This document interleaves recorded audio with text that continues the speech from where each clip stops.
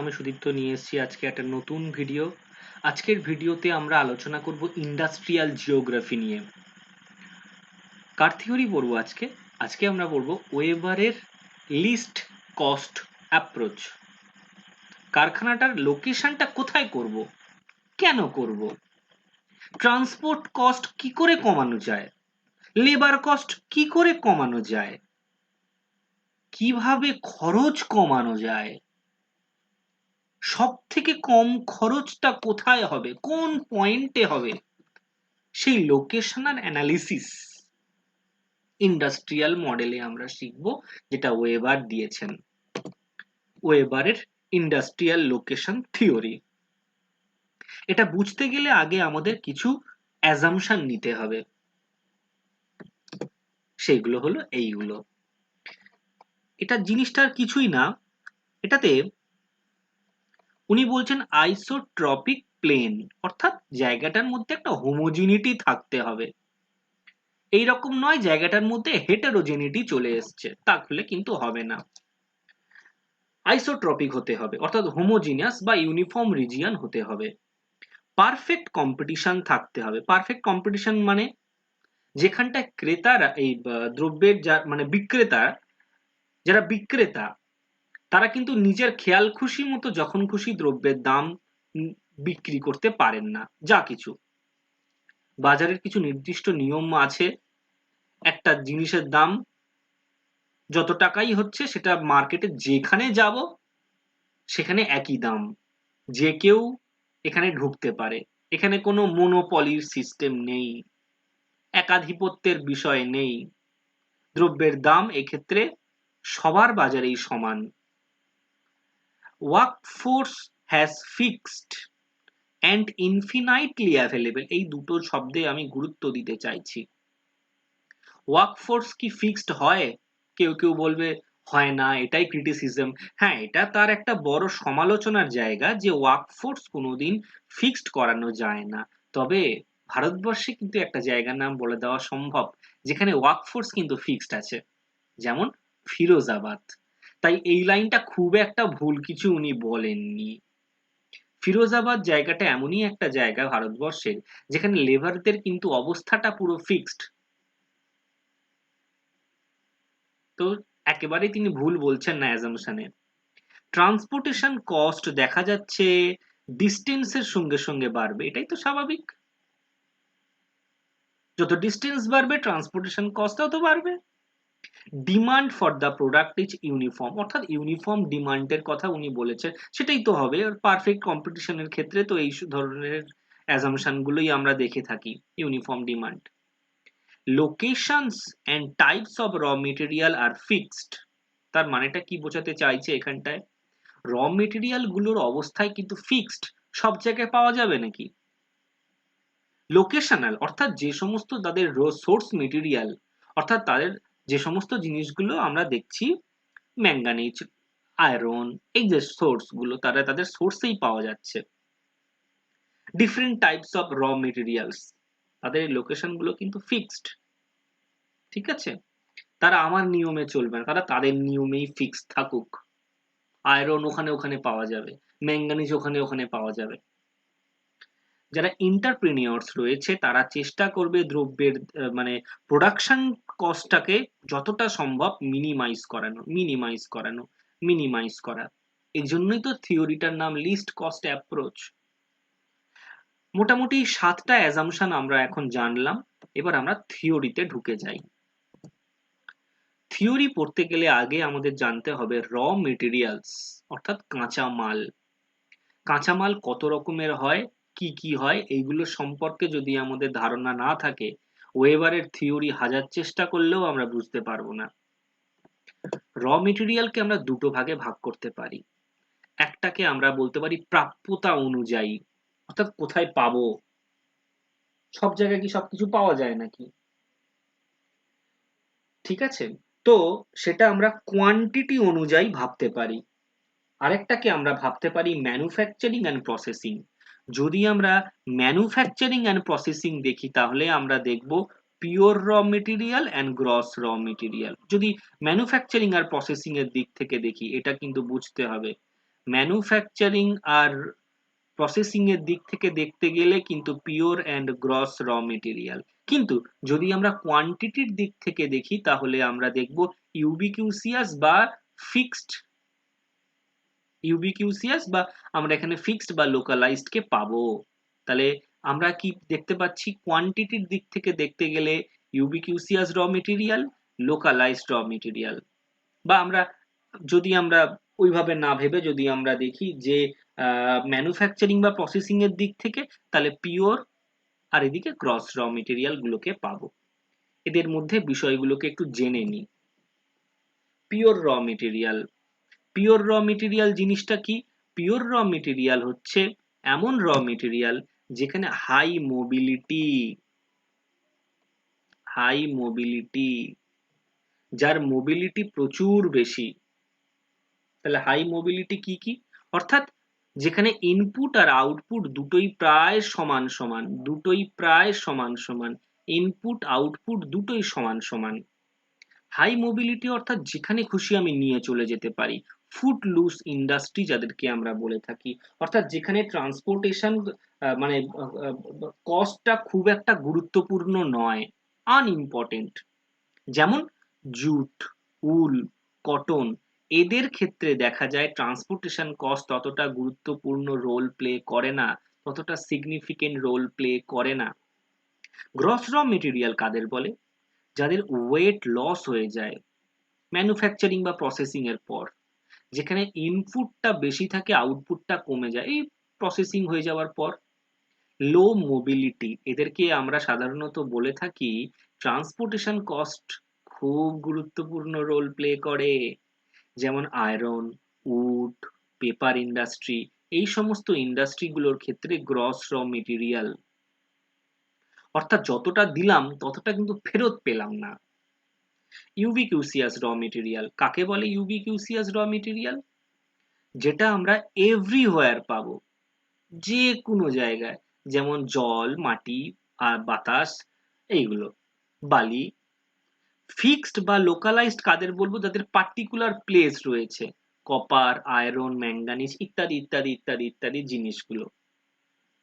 তাহলে কি কি বলেছি আরেকবার বলি। পিওর র মেটেরিয়াল অর্থাৎ ট্রান্সপোর্টেশন কস্ট খুব গুরুত্বপূর্ণ রোল প্লে করে, যেখানে খুশি নিয়ে চলে যেতে পারবো, অর্থাৎ ফ্রি চয়েস ফর লোকেশন, আমার একটা চয়েস রয়েছে, যেখানে খুশি নিয়ে যেতে পারি।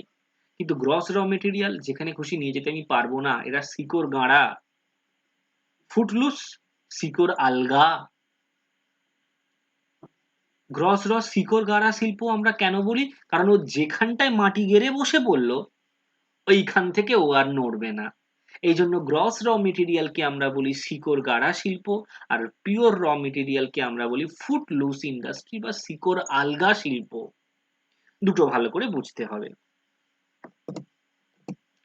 পরে আমরা দেখব cost will influenced by two factor. এটা তো আমরা জানি, সেটা কি কি? এক হচ্ছে প্রাইমারি বা রিজিওনাল কারণ, আর একটা হচ্ছে সেকেন্ডারি। প্রাইমারির মধ্যে আমরা দুটো জিনিস পারবো, একটা হচ্ছে লেবার কস্ট, একটা ট্রান্সপোর্টেশন কস্ট। সেকেন্ডারির মধ্যে আমরা পারবো অ্যাগ্লোমারেশন। তাহলে এখন বক্তব্য, এই যে লেবার কস্ট, প্রাইমারির মধ্যে তো এটা একটা খুব ইম্পর্টেন্ট একটা রোল প্লে করে, ইনফ্লুয়েন্স করে কস্টকে, কস্টকে ইনফ্লুয়েন্স করে। কিন্তু তুমি যদি লেবার কস্টের উপরে মনোনিবেশ করে তোমার কারখানাটার লোকেট করতে চাও, খেয়াল করবে সেখানে তোমার ট্রান্সপোর্টেশন কস্ট কিন্তু হু হু করে বেড়ে যাবে। আবার তুমি ট্রান্সপোর্টেশন কস্টের উপরে গুরুত্ব দিয়ে যদি তুমি তোমার মানে লোকেশনটা সেট করতে চাও, সেখানে লেবার কস্ট আবার হু হু করে বেড়ে যাবে। অর্থাৎ লেবার কস্টকে কমাতে চাইলে ট্রান্সপোর্টেশন কস্ট বেড়ে যায়, ট্রান্সপোর্টেশন কস্টকে কমানোর উদ্দেশ্য নিয়ে কারখানা করতে গেলে সেখানে আবার লেবার কস্ট বেড়ে যায়। এই একটা সমস্যা আছে, এই সমস্যাটা আমরা বুঝবো ম্যাথামেটিক্স দিয়ে। রোল অফ ট্রান্সপোর্টেশন কস্ট, প্রথমে এটা দেখি, প্রথমে ট্রান্সপোর্টেশন কস্টে আসি। তো কেস নাম্বার 1, যদি দেখা যায় একটা মার্কেট রয়েছে, একটা র মেটেরিয়াল রয়েছে, যেটা লিনিয়ার কেস, একটা মার্কেট একটা র মেটেরিয়াল। এই ট্রান্সপোর্টেশন কস্টকে গুরুত্ব দিয়ে যদি আমরা কারখানা করতে চাই, সেখানে স্বাভাবিকভাবেই লেবার কস্ট বেড়ে যায়। সেটার কেস 1 আমরা এখন দেখছি। একটা মার্কেট, একটা র মেটেরিয়াল, তাহলে দেখব যদি র মেটেরিয়ালটা ইউবিকিউসিয়াস হয়, অর্থাৎ এভরিওয়্যার পাওয়া যায় এমন একটা র মেটেরিয়াল, তাহলে চোখ কান বন্ধ করে তুমি তোমার কারখানাটা মার্কেট এলাকাতেই করো। যদি র মেটেরিয়ালটা পিওর হয়, অর্থাৎ ইনপুট আউটপুট সমান সমান, তাহলে চোখ কান বন্ধ করে ওই মার্কেট এলাকা আর ওই র মেটেরিয়ালের সোর্সের একদম মাঝ বরাবর করো। যদি তুমি দেখো তোমার র মেটেরিয়ালটা ওয়েট লস, অর্থাৎ আউটপুট কমে যায় ম্যানুফ্যাকচারিং বা প্রসেসিং এর পর, তাহলে সেক্ষেত্রে তুমি তোমার কারখানাটা র মেটেরিয়ালের সোর্সের ওখানেই করো। র মেটেরিয়ালের সোর্সের ওইখানেই তখন তুমি তোমার কারখানাটা করো। এটা উনি বলছেন ট্রান্সপোর্টেশন কস্টের উপরে যদি তুমি মানে গুরুত্ব দিয়ে তোমার কারখানাটা করতে চাও, তাহলে তুমি এইটা করতে পারো। কেস নাম্বার 2, যদি দেখা যায় একটা মার্কেট আর দুটো র মেটেরিয়াল, এক্ষেত্রে ট্রায়াঙ্গেল ফলো করতে হয়। কেস নাম্বার 2 তে উনি বলছেন এক্ষেত্রে যদি দেখা যায় দুটো র মেটেরিয়ালই ইউবিকিউসিয়াস, তাহলে চোখ কান বন্ধ করে তুমি তোমার কারখানাটা মার্কেট এলাকাতেই করো। যদি দেখা যায় র মেটেরিয়ালটা পিওর, চোখ কান বন্ধ করে তুমি তোমার কারখানাটা মার্কেট এলাকাতেই করো, তাহলে তোমার মিনিমাম প্রোডাকশন কস্ট হবে। যদি দেখা যায় যে একটা র মেটেরিয়াল ইউবিকিউসিয়াস এবং অপর র মেটেরিয়ালটা পিওর, তাহলে চোখ কান বন্ধ করে তুমি তোমার কারখানাটা মার্কেট এলাকাতেই করো। যদি দেখা যায় তোমার একটা র মেটেরিয়াল ফিক্সড এবং অন্য র মেটেরিয়ালটা পিওর, তাহলেও তখনও তুমি মার্কেট এলাকাতেই করবে, তোমার প্রোডাকশন কস্ট লো হবে। কিন্তু একমাত্র কেস, যদি তুমি তোমার দেখো যে একটা র মেটেরিয়াল ফিক্সড এবং অপর র মেটেরিয়ালটা গ্রস, তখন কি করবে? তখন কি করবে? তখন কিভাবে এটাকে সলভ করব? তখন কিন্তু কোনো উত্তর নেই।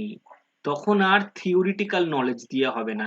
এতগুলো কেস আমি বলেছি, এইগুলো থিওরিটিক্যাল নলেজ দিয়ে করে দেওয়া যাবে। কিন্তু যদি দেখা যায় কারখানাটায় যে র মেটেরিয়াল দুটো লাগছে, সেই র মেটেরিয়ালের একটা ফিক্সড এবং অপরটা গ্রস, এখানে পিওরও নেই ইউবিকিউসিয়াসও নেই, থাকলে মার্কেট হতো, নেই তো, তাহলে কি হবে? তাহলে কিন্তু থিওরিটিক্যাল নলেজ দিয়ে আর বলতে পারবো না।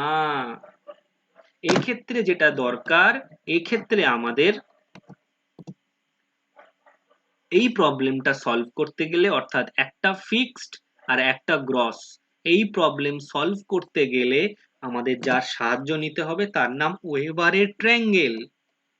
এই আসলো ওয়েবারের ট্রায়াঙ্গেলের গল্প। এতক্ষণ কিন্তু ওয়েবারের ট্রায়াঙ্গেল আসেনি। ওয়েবারের ট্রায়াঙ্গেলে বলা হচ্ছে মেটেরিয়াল ইন্ডেক্স তৈরি করার গল্প। Weight of localized raw material divided by weight of finished product, মানে input by output. Input by output, এটা দিয়ে ক্যালকুলেশন করে আমাদের এই কেস সলভ করতে হবে। এই যে একটা ফিক্সড এবং গ্রস আরেকটা, তাহলে এই প্রবলেমটা সলভ করার জন্য আমাদের মেটেরিয়াল ইন্ডেক্সের সাহায্য নিতে হবে। মেটেরিয়াল ইন্ডেক্সের সাহায্য নিয়ে তবেই আমরা ওয়েবারের ট্রায়াঙ্গেলে ডায়াগ্রামে বসাতে পারবো। খুব গুরুত্বপূর্ণ কাজ। তাহলে এই প্রবলেম সলভ করতে গেলে, ফিক্সড আর গ্রসের এই কেসটা সলভ করতে গেলে, তখনই আমাদের ওয়েবারের ট্রায়াঙ্গেল লাগবে। আর ওয়েবারের ট্রায়াঙ্গেল সলভ করার জন্য আমাদের মেটেরিয়াল ইন্ডেক্স লাগবে। তাহলে এখন দেখে নিই, যদি দেখা যায় মেটেরিয়াল ইন্ডেক্স অর্থাৎ র মেটেরিয়াল আর ফিনিশড প্রোডাক্টের মধ্যে রেশিও করে এসছে 1, দেখা গেছে, ধরে নিচ্ছি, তর্কের খাতিরে ধরে নিচ্ছি, ইনপুট 5 কেজি গেছে কোনো র মেটেরিয়ালের এবং ফিনিশড প্রোডাক্ট এসছে 5 কেজি, তাহলে 5 5 কেটে গেলে কত হয়? 1। তাহলে এমআই এর মান যদি 1 হয়, তাহলে চোখ কান বন্ধ করে তুমি তোমার কারখানাটা এই মার্কেট এলাকা, ফার্স্ট র মেটেরিয়ালের সোর্স, সেকেন্ড র মেটেরিয়ালের সোর্স, এই তিনটেরকে মিলিয়ে মাঝ বরাবর করো, যাতে মার্কেটের ডিস্টেন্স সমান, R1 এর ডিস্টেন্স সমান, R2 এর ডিস্টেন্স সমান। এইখানটা করো, তাহলে তোমার প্রোডাকশন কস্ট কমে যাবে, প্রোডাকশন কস্ট মিনিমাইজ হয়ে যাবে। নাম্বার 2, যদি তুমি দেখো তোমার এমআই এর মান 1 এর বেশি হয়েছে, অর্থাৎ ইনপুট বেশি হয়েছে, আউটপুট কম হয়েছে। যেমন দেখা গেছে ইনপুট 5 কেজি, আউটপুট এসছে 2.5 কেজি, তাহলে 5/2.5 কাটাকাটি করলে হবে 2.5, 2.5 মানে 1 এর বেশি। 1 এর বেশি যদি তোমার হয়ে যায়, তাহলে চোখ কান বন্ধ করে তুমি কি করবে, তোমার কারখানাটা যে কোনো একটা র মেটেরিয়ালের সোর্সের কাছাকাছি বসিয়ে দাও। আমি ডায়াগ্রামে এখানে এঁকেছি, কেউ চাইলে এটা এইখানেও করতে পারতো, এইখানেও করলেও খুব একটা ক্ষতি হতো না। আমার উদ্দেশ্য যে কোনো একটা র মেটেরিয়ালের কাছাকাছি আমাকে ইন্ডাস্ট্রি করতে হবে, তাহলে আমার প্রোডাকশন কস্ট মিনিমাইজ হয়ে যাবে, এটা আমার প্রধান উদ্দেশ্য। আমি ডায়াগ্রামে হয়তো এইদিকে দেখিয়েছি, তবে এইদিকে করলেও খুব একটা ভুল কিছু হতো না। লাস্ট কেস, যদি দেখি এমআই এর মান 1 এর কম, তখন কি করব? 1 এর কম হলে তুমি চোখ কান বন্ধ করে তোমার কারখানাটা মার্কেটের দিকে ঠেলে দাও, তখন মার্কেটের সঙ্গে ডিস্টেন্স কমে যাবে, আর র মেটেরিয়ালের সোর্সের সঙ্গে ডিস্টেন্স বেড়ে যাবে। এটা করলে কি হবে, তোমার প্রোডাকশন কস্ট মিনিমাইজ হয়ে যাবে। তাহলে এমআই কখন ক্যালকুলেট করব? যখন তুমি এই প্রবলেমটা ফেস করবে, তুমি দেখো তোমার কারখানায় তোমার প্রয়োজনের জন্য ফিক্সড অ্যান্ড গ্রসের কেস এসে গেছে, একটা র মেটেরিয়াল ফিক্সড, অপর র মেটেরিয়াল গ্রস। এই কেসেই একমাত্র ওয়েবারের ট্রায়াঙ্গেল কাজে লাগবে, বা এমআই ক্যালকুলেট করতে কাজে লাগবে, আর অন্য ক্ষেত্রে করব না, শুধুমাত্র থিওরিটিক্যাল জ্ঞান দিয়েই চালিয়ে দেবো। এবার হচ্ছে রোল অফ লেবার কস্ট। আমি এক্ষুনি বলেছি, ট্রান্সপোর্টেশন কস্টকে ভেবে যদি তুমি কারখানা করতে চাও, লেবার কস্ট তোমার বাড়বেই। এবার কোনো কারখানার মালিক বলল, না আমি একটা নতুন কারখানা করতে চাইছি যেখানে আমি লেবার কস্টকে গুরুত্ব দেবো, ট্রান্সপোর্ট কস্টকে গুরুত্ব দেবো না। এক্ষেত্রেও তার লেবার কস্টকে গুরুত্ব দিতে গেলে তার ট্রান্সপোর্টেশন কস্ট দুম করে বেড়ে যাবে, এটাই তো হবে।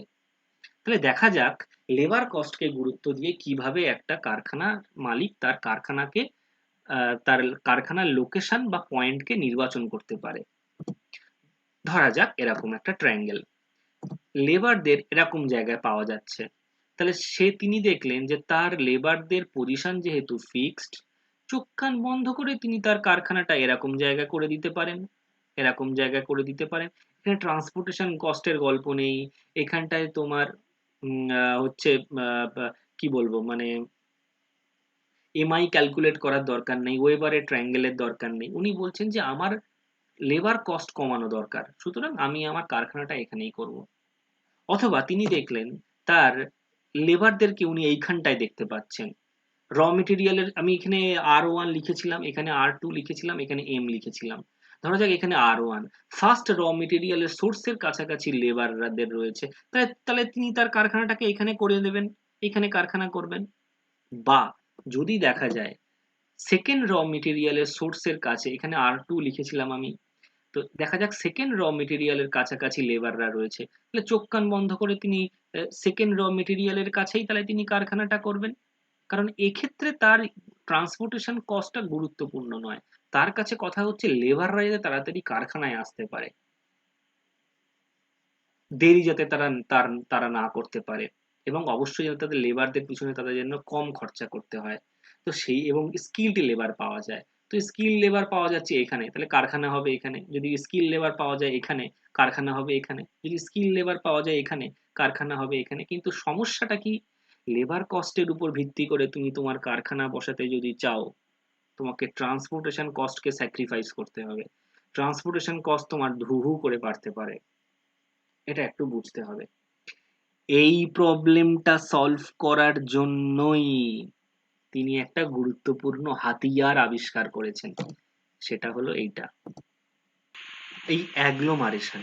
এটা অত্যন্ত গুরুত্বপূর্ণ জিনিস, কারণ আবারও বলছি, ট্রান্সপোর্টেশন কস্টের উপর ভিত্তি করে যদি কারখানা করতে চায় কেউ, তাহলে তার লেবার কস্ট কিন্তু হু হু করে বেড়ে যাবে। ট্রান্সপোর্টেশন কস্ট হয়তো কমবে, কিন্তু লেবার কস্ট বেড়ে যাবে। যদি কেউ লেবার কস্টের উপর ভেবে লেবার কস্টের উপর ভেবে তার কারখানা করতে চায়, লোকেট করতে চায় কারখানাটা, তাহলে কিন্তু তার ট্রান্সপোর্টেশন কস্ট বেড়ে যাবে। কিন্তু অ্যাগ্লোমারেশন এমন একটা বিষয় যেখানটায় দেখা যাচ্ছে দুটোই কমবে, ট্রান্সপোর্টেশন কস্টও কমবে, লেবার কস্টও কমবে। কেন, সেটা আমরা এইভাবে বুঝবো। ধরা যাক এটা হচ্ছে র মেটেরিয়ালের সোর্স, কোনো একটা র মেটেরিয়ালের সোর্স। ডিস্টেন্স যত বাড়ে ট্রান্সপোর্টেশন কস্ট ততই বাড়ে। এটা হলো 10 টাকার আইসোটিম। আইসোটিম মানে ইকুয়াল ট্রান্সপোর্টেশন লাইন। এটা হলো 20 টাকার আইসোটিম। এটা হলো 30 টাকার আইসোটিম। ডিস্টেন্স বেড়ে গেছে র মেটেরিয়াল থেকে, তো স্বাভাবিকভাবে ট্রান্সপোর্টেশন কস্টও বেড়েছে। এবার আমরা দেখব এটা মার্কেট থেকে ডিস্টেন্স কেমন বাড়ছে। মার্কেট থেকে দেখতে গেলে এটা হচ্ছে 10 টাকার লাইন আইসোটিম, ইকুয়াল ট্রান্সপোর্টেশন লাইনে 10 টাকা। তারপরেরটা হচ্ছে 20 টাকা খরচা হচ্ছে, তারপরেরটা হচ্ছে 30 টাকা খরচা হচ্ছে। তাহলে এখানে দেখতে পাচ্ছি আমি এটা 10 টাকা, 20 টাকা, 30 টাকা, এখানে 10, 20, 30। ডিস্টেন্স বেড়েছে, ট্রান্সপোর্টেশন কস্ট বেড়েছে। এর ক্ষেত্রেও তাই, ডিস্টেন্স বেড়েছে, ট্রান্সপোর্টেশন কস্ট বেড়েছে। 10 টাকার লাইন মানে এইটার মধ্যে যা আসবে সব 10 টাকা, যা আসবে এর মধ্যে সবাই হচ্ছে 10 টাকা। এর বাইরে যেই বেরিয়ে যাবে সবই এইটার মধ্যে যা আসবে সব 20 টাকা। সেম ভাবে যদি আমি মার্কেট থেকে দেখি, তাহলে এই লাইনের মধ্যে যারা যারা আসছে সবাই তোমার 10 টাকার লাইন, 10 টাকার মধ্যে ভাড়া, 10 টাকা থেকে একটা টাকাও তার বেশি না।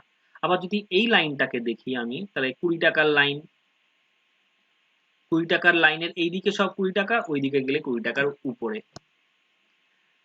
তো এই যে পয়েন্টগুলো ইন্টারসেক্ট করেছে, এই পয়েন্টটা, এই পয়েন্টটা, এই পয়েন্টটা, এইটা, এটা, এই যে ইন্টারসেকশন পয়েন্টস গুলো নিয়ে যে লাইনটা তৈরি হবে, এটাকে আমরা বলে থাকি আইসোডাপেন, অর্থাৎ টোটাল ট্রান্সপোর্টেশন কস্ট। তাহলে এখানে হচ্ছে 10 টাকার লাইন আর এই 30 টাকার লাইন, তাহলে 30 আর 10 হচ্ছে 40 টাকা। এই ক্ষেত্রেও দেখি 20 টাকার লাইন আর এদিকে হচ্ছে 20 টাকার লাইন, তাহলে 20 আর 20 যোগ করলে হবে 40। এই ক্ষেত্রে দেখি এই পয়েন্টটা, এটা হচ্ছে 10 টাকার লাইন আর এটা হচ্ছে তোমার 30 টাকার লাইন।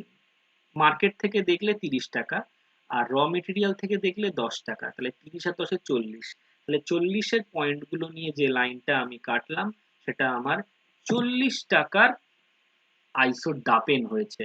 এইভাবে আইসোটিম আর আইসোডাপেনকে উনি এঁকেছেন। আইসোটিম মানে ইকুয়াল ট্রান্সপোর্টেশন লাইন বা ইকুয়াল ট্রান্সপোর্টেশন কস্ট, আর আইসোডাপেন মানে টোটাল ট্রান্সপোর্টেশন কস্ট। যে লাইন দিয়ে দেখানো হচ্ছে সেটা হচ্ছে আইসোডাপেন, খুব ভালো করে বুঝতে হবে। উনি বলছেন এই যে লাইনটা আমি পেলাম আইসোডাপেন, 40 টাকার যে বাউন্ডারি লাইনটা আমি পেলাম, কালিটা একটু চেঞ্জ করে দেখাই তাহলে বুঝতে সুবিধা হবে। এই যে 40 টাকার যে লাইনটা আমি পেলাম, এটা তো আমার 40 টাকার লাইন।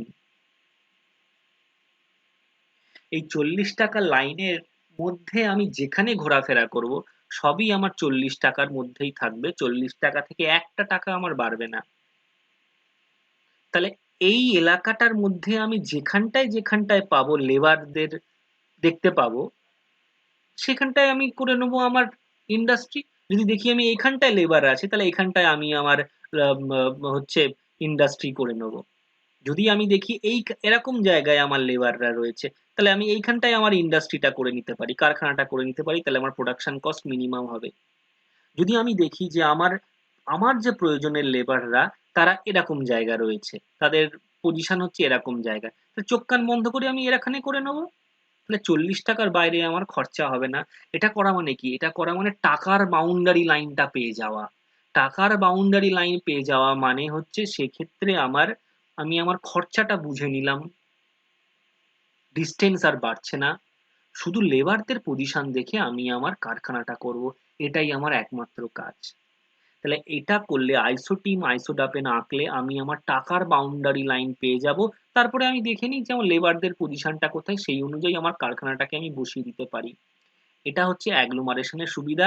এটা করলে কি হবে, ট্রান্সপোর্টেশন কস্টও কম হবে, লেবার কস্টও কম হবে।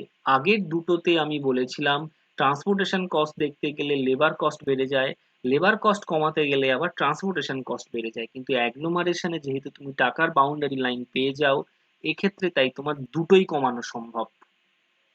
অ্যাগ্লোমারেশনের এটা হচ্ছে বিরাট বড় অ্যাডভান্টেজ। এবং শুধু তাই নয়, অ্যাগ্লোমারেশনের আরেকটা ব্যাপার আছে।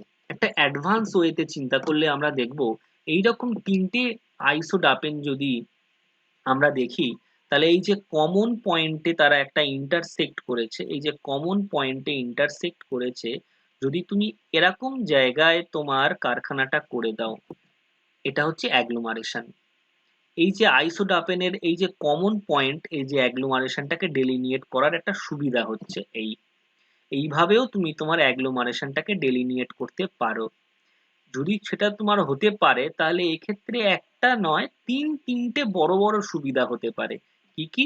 সেই তিনটে হচ্ছে এটা: sharing of equipments, specialization, large scale of selling. কারণ ইকুইপমেন্ট তুমি শেয়ার করতে পারবে, স্পেশালাইজড হতে পারবে, এবং তুমি প্রচুর পরিমাণে তোমার বিক্রিটা হবে। তাহলে এইভাবে অ্যাডভান্স ওয়েতে তিনি অ্যাগ্লোমারেশনকে দেখাচ্ছেন যে এইভাবে অ্যাগ্লোমারেশনটাকে আমি অতি সহজে ডেলিনিয়েট করতে পারি। তুমি যদি এরকম কোন একটা পজিশন খুঁজে বের করতে পারো, তার মানে তুমি বুঝে যাচ্ছ যে তাহলে সেরকম জায়গাতে আমি আমার ইন্ডাস্ট্রিটা করব। তাহলে আমি ওই ট্রান্সপোর্টেশন কস্ট কমবে, লেবার কস্ট কমবে, এবং তার পাশাপাশি এই তিনটে সুবিধাও আমি পাবো। এইভাবে আমরা আমাদের প্রোডাকশনের কস্টকে কমাতে পারি। এই হচ্ছে মোদ্দা কথা ওয়েবারের থিওরিতে। আজকের মতো টাটা।